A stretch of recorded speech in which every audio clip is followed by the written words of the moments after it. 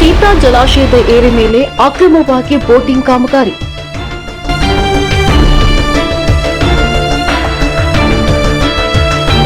ಹೇಮಾವತಿ ನಾಲಾ ವಲಯ ಇಲಾಖೆಗೆ ಕಾಮಗಾರಿಯ ಮಾಹಿತಿ ನೀಡಿದ ಗುತ್ತಿಗೆದಾರ.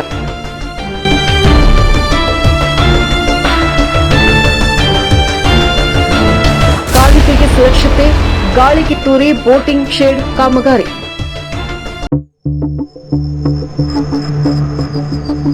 ಗುತ್ತಿಗೆದಾರನ ವಿರುದ್ಧ ಗೊರವನಹಳ್ಳಿ, ತೀತಾ ಮತ್ತು ಕೆಂಗನಪಾಳ್ಯ ರೈತರ ಆಕ್ರೋಶ. ಪ್ರವಾಸೋದ್ಯಮ ಮತ್ತು ಹೇಮಾವತಿ ಇಲಾಖೆಯ ಆದೇಶವನ್ನು ಗಾಳಿಗೆ ತೂರಿ ತೀತಾ ಜಲಾಶಯದಲ್ಲಿ ಅಕ್ರಮವಾಗಿ ಬೋಟಿಂಗ್ ಕಾಮಗಾರಿಗೆ ಸ್ಥಳೀಯರಿಂದ ತೀವ್ರ ವಿರೋಧವಾಗಿದೆ. ಜಲಾಶಯ ಪ್ರದೇಶದಲ್ಲಿ ಇತ್ತೀಚೆಗೆ ಬೋಟಿಂಗ್ಗೆ ಸಂಬಂಧಿಸಿದಂತ ಮೂಲ ಸೌಕರ್ಯ ಕಾಮಗಾರಿ ಆರಂಭವಾಗಿದೆ. ಆದರೆ ಗ್ರಾಮ ಪಂಚಾಯತ್, ನೀರಾವರಿ ಇಲಾಖೆ ಅಥವಾ ಪ್ರವಾಸೋದ್ಯಮ ಇಲಾಖೆಯ ಆದೇಶವನ್ನು ಉಲ್ಲಂಘಿಸಿ ಕಾಮಗಾರಿ ಆರಂಭವಾಗಿದೆ.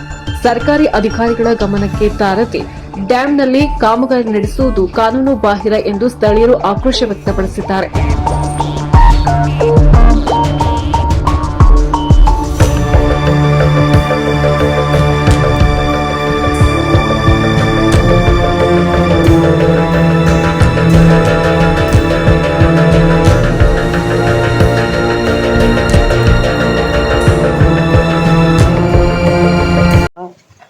ಬೋಟಿಂಗ್ ಆಗಿದೆ ಅಂತ ಹೇಳಿ ಟೆಂಡರ್ ಆಗಿದೆ ಅಂತ ಒಂದು ಕೆಲಸ ಮಾಡ್ತಾ ಇದ್ದಾರೆ. ಇಲ್ಲಿ ಜಲಾಶಯದ್ದು ಏರಿ ಮೇಲೆ ಕಲ್ಲು ಕಿತ್ಬಿಟ್ಟು ಇವರು ವರ್ಕ್ ಮಾಡ್ತಾ ಇದ್ದಾರೆ. ಇದಕ್ಕೆ ಇವ್ರಿಗೆ ಪರ್ಮಿಷನ್ ಯಾರು ಕೊಟ್ಟವ್ರೆ ಅಂತ ಗೊತ್ತಿಲ್ಲ. ಅದು ಟೆಂಡರ್ ಆಗಿರೋದ್ರ ಮೂಲ ಬಂದು ಹಿನ್ನೀರಿನಲ್ಲಿ ಬೋಟಿಂಗ್ ಅಂತ ಹೇಳಿ ಅದರಲ್ಲಿ ಬಂದಿದೆ. ಆದರೆ ಇವ್ರು ನೋಡಿದ್ರೆ ಬಂದು ಏರಿ ಮೇಲೇ ಡೈರೆಕ್ಟಾಗಿ ಕಲ್ಲು ಕಿತ್ತು ಕೆಲಸ ಮಾಡ್ತಾ ಇದ್ದಾರೆ. ಇಲ್ಲೇನಾದ್ರು ಹೆಚ್ಚು ಕಡಿಮೆ ಆದರೆ ಇದಕ್ಕೆ ಯಾರು ಹೊಣೆ? ಅಧಿಕಾರಿಗಳು ನಾವೇನಾದ್ರು ಕೇಳೋಕೆ ಹೋದರೆ ನಾವ್ಯಾರು ಪರ್ಮಿಷನ್ ಕೊಟ್ಟಿಲ್ಲ ಅಂತ ಹೇಳ್ತಾರೆ. ಇವ್ರು ನೋಡಿದ್ರೆ ಡೈರೆಕ್ಟಾಗಿ ಏರಿ ಮೇಲೇ ಕೆಲಸ ನಡೆಸ್ತಾ ಇದ್ದಾರೆ. ವಿದ್ಯುತ್ ಕಂಬದಿಂದ ಲೈನ್ ಎಳ್ಕೊಂಡು ನೀರಿನ ಮೇಲೆ ಯಾವುದೇ ರೀತಿಯಾದಂಥ ಒಂದು ಸೇಫ್ಟಿನೂ ಇಲ್ದಂಗೆ ಕೆಲಸ ಮಾಡ್ತಾವ್ರೆ. ಇವ್ರನ್ನ ಅದನ್ನೇನಾದ್ರು ಪ್ರಶ್ನೆ ಮಾಡೋಕೆ ಹೋದರೆ ನಮ್ಮನ್ನೇ ವಿಡಿಯೋ ಮಾಡಿ ನಮ್ಮನ್ನೇ ಎದುರಿಸಕ್ಕೆ ಬರ್ತಾರೆ. ತೀತಾ ಜಲಾಶಯದ ಏರಿಯ ಮೇಲೆ ಸಾರ್ವಜನಿಕರು, ರೈತರಿಗೆ ಪ್ರವೇಶ ನಿಷೇಧವಿದೆ. ಆದರೆ ಅದೇ ಸ್ಥಳದಲ್ಲಿ ಜಿಲ್ಲಾಧಿಕಾರಿ ಕಾಮಗಾರಿ ನಡೆಸಲು ಸೂಚಿಸಿದ್ದಾರೆ ಎನ್ನುವುದು ಗುತ್ತಿಗೆದಾರನ ಸ್ಪಷ್ಟ ಹೇಳಿಕೆ. ಸರ್, ಟೆಂಡರಲ್ಲಿ 3 to 4 ಬಿಡ್ಡರ್ಸ್ ಇದ್ದರು. ಸೊ ಅದರಲ್ಲಿ ಟೆಕ್ನಿಕಲಿ ಇದಾಗಿ ಯಾರಾಗಿದ್ದಾರೋ ಅವ್ರದ್ದಾಗಿ ಫೈನಾನ್ಷಿಯಲ್ ಬಿಡ್ ಓಪನ್ ಮಾಡಿ ಮಾಡ್ಕೊಟ್ಟಿದೆ. ಎಷ್ಟಕ್ಕಾಗಿದೆ ಸರ್? 4.5 lakh ಆಗಿದೆ. 4.5 lakh ಸರ್. ಎಷ್ಟು ವರ್ಷಕ್ಕಾಗಿದೆ sir? 10 years. 10 years. Every year renewal ಇದೆಯಾ?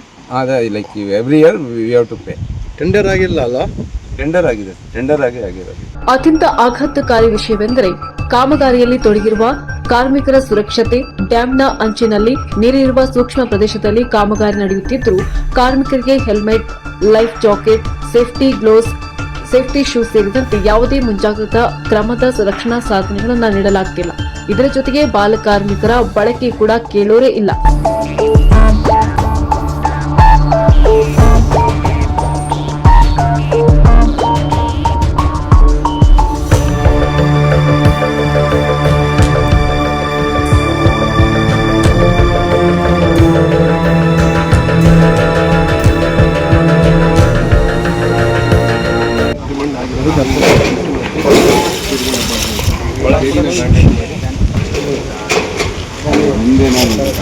ನಮಗೆ ಅವರು ಪರ್ಮಿಷನ್ ಬರೀಬೇಕು. ನೀವೇನೇ ಮಾಡಬೇಕು ಕೂಡ ಅವ್ರು ಬರೀತಾರೆ ನಮಗೆ.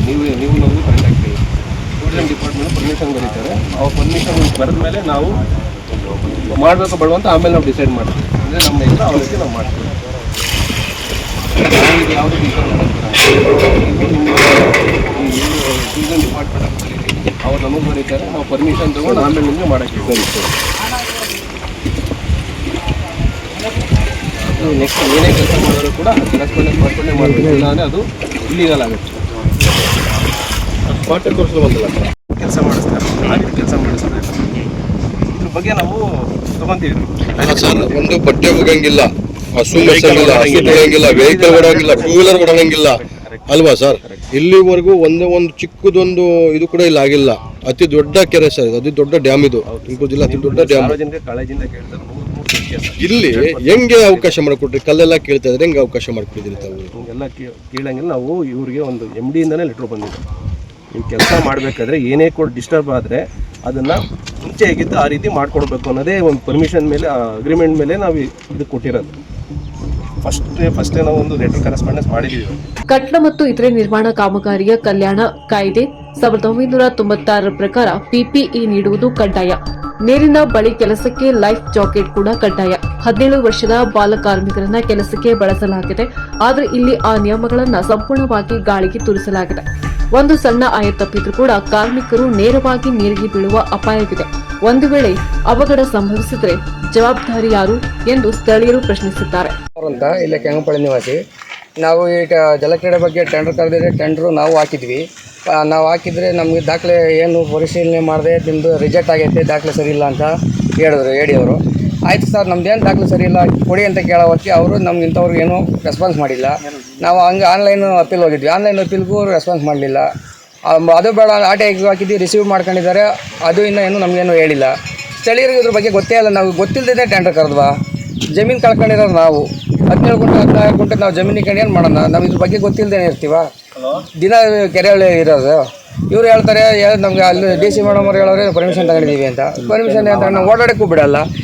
ಒಂದು ನಮ್ಮ ಜಮೀನು ನಾವು ಮಣ್ಣು ತುಂಬ್ಕೊಳಕ್ಕೆ ಕೆರೆ ಮಗ್ಳಿಗೆ ಬಿಡಲಿದ್ದರು. ಏನು ಮೇಲೆ ಗಾಡಿಗಳು ಹಾಕ್ಬಿಟ್ರು. ನಿನ್ನೆ ಟ್ಯಾಟ್ರಿಗೆ ಸಿಮೆಂಟ್ ಇಟ್ಟಿಗೆ ತುಂಬ್ಕೊಂಡು ಟ್ಯಾಟ್ರಿ ಹಾಕ್ಬಿಟ್ರು. ಇವಾಗ ಬರೋ ಹೊತ್ತಿಗೆ ಎಲ್ಲರೂ ಈಗ ಖಾಲಿ ಮಾಡ್ತಾರೆ ರೂಮ್ ಕೇಳಿದ್ರೆ ಯಾರು ನಮ್ಮ ಇಂಜಿನಿಯರ್ ಹೇಳಿದ್ರು ಕೊಟ್ಟಿದ್ದೀವಿ ಅಂತಾರೆ. ಇಂಜಿನಿಯರ್ ಹೇಳಿದ್ರೆ ಕೊಟ್ಟಿದ್ರೆ ಅವ್ರು ಇಂಜಿನಿಯರ್ನ ಕರೆಸ್ಲಿಲ್ಲ ಕೇಳೋಣ. ಈಗ ಸ್ಥಳೀಯರಿಗೆ ಅವಕಾಶ ಇಲ್ಲದ ಮೇಲೆ ಬೇರೆಯವ್ರಿಗೆ ಯಾರಿಗೂ ಕೊಡಬಾರ್ದು. ಇಡೀ ಕರ್ನಾಟಕದ ಕೆರೆಗೆಲ್ಲ ಇವ್ರು ಒಬ್ಬರೇ ಮಾಡಂಗಿದ್ರೆ ಇನ್ಯಾರು ಹೊಸಬ್ರು ಬರಂಗೆ ಅಲ್ವಾ? ಹೊಸಬ್ರು ಟೆಂಡರ್ಗೆ ಇದು ಮಾಡಂಗೆ ಅಲ್ವಾ? ಎಲ್ಲೆಲ್ಲಿ ಮಾಡ್ತಿದ್ದಾರೆ ಇವರು ಇಲ್ಲೂ ಮಾಡ್ತಿದ್ದಾರೆ, ಇದ್ರ ಕಣ್ವಾದಲ್ಲಿ ಮಾಡ್ತಿದ್ದಾರೆ, ಆಮೇಲೆ ಈ ಚಿಕ್ಕಬಳ್ಳಾಪುರದಲ್ಲಿ ಮಾಡಿದ್ರು, ಅಲ್ಲೋದು ಎತ್ಕೊಂಡು ಬಂದಿದ್ದಾರೆ. ತುಮಕೂರಲ್ಲಿ ಮಾಡ್ತಿದ್ದಾರೆ ಇವರೇ. ಎಲ್ಲ ನಮ್ಮ ಕರ್ನಾಟಕದ ಎಲ್ಲ ನಾವು ಇಡೀ ನಮ್ಮ ರಾಜ್ಯದ ಪ್ರವಾಸೋದ್ಯಮ ಇಲಾಖೆ ನಾವೇ ಎಲ್ಲ ಉದ್ಧಾರ ಮಾಡ್ತೀವಿ ಅಂತ ಹೇಳ್ತಾರೆ. ಜಲಾಶಯದ ಪರಿಸರಕ್ಕೂ ಈ ಅಕ್ರಮ ಕಾಮಗಾರಿಯಿಂದ ಹಾನಿಯಾಗುವ ಸಾಧ್ಯತೆ ಇದೆ ಎಂದು ಆತಂಕ ವ್ಯಕ್ತಪಡಿಸಿದ್ದಾರೆ.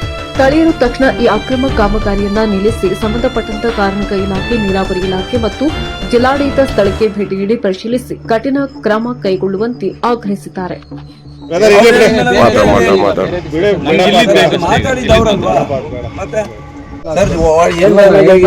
ಏನ್ ಡ್ಯಾಮೇಜ್ ಆಗಿದೆ ಅದನ್ನ ರಿಸ್ಟೋರ್ ಮಾಡ್ಕೊಂಡು ಅದನ್ನ ಮತ್ತೆ ಡ್ಯಾಮೇಜ್ ಆಗಿದೆ ಅಂತ ಹೇಳೋ ರೀತಿ ಮಾತಾಡಿದಾಗ ತಪ್ಪಾಗುತ್ತೆ ಸರ್. ರಿಸ್ಟೋರ್ ಮಾಡ್ಕೊಡಿ ಅಷ್ಟೇ. ಏನೇನು ಡ್ಯಾಮೇಜ್ ಆದ್ರೂ ಕೂಡ ಅದೇ ಹೇಳ್ತಾರೆ. ಡ್ಯಾಮೇಜ್ ಆಗಿದೆ ಅಂದ್ರೆ ಅದು ಇದಾಗುತ್ತೆ.